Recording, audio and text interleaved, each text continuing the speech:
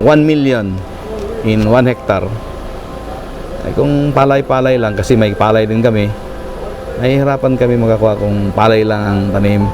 Sa integrated na pamamaraan tulad ng paghahayop, paghahalaman at pagpapalay, doon ko po kinuha, doon ko po iniligay at nakaprotocol po lahat doon kung paano naabot ng inyong kaberne ang kumita ng 1 milyon.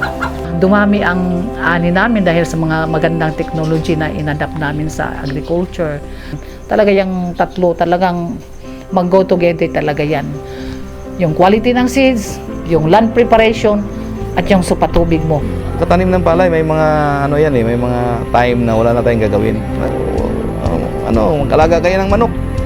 Kasi yung isang manok sa aming pag-practice namin, ang isang inahin magbibigay sa amin ng conservative 50 na sisiw sa isang taon. Yung pag-aalaga ng mga hayop, yung pagtatanim ng mga gulay, kasi may pera din doon, kaya naisipan na lang namin mag-asawa na dito na lang kami. Kung tayo man ay may sakahin na 1 hektarya, pilitin po natin na magtanim tayo ng hindi bababa sa 1,000 square meter na halaman. Kasi po pag may 1,000 square meter ka na tanim na gulay, yung po ay sapat na upang maging kasama nyo, upang maging kaibigan nyo sa inyong paggasta sa bukid at sa inyong anak. So ano lang, initiative. Pero huwag tayong aalis sa palay. Dahil ang palay, kailangan natin yan, Pilipino, kumakain ng bigas. So steady tayo sa palay. Pero diversify tayo. Meron tayong alagang manok, meron tayong alagang baboy.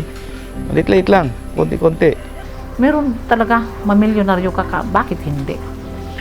Bakit hindi mamilyonaryo? Yung basta matyaga ka lang, masigasig.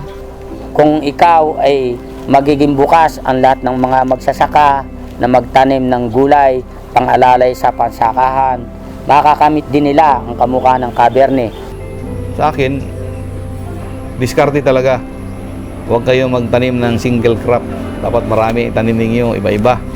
Gulay, madali lang yung gulay. Yung pinakamatagal yan, 90 days, harvest ka na.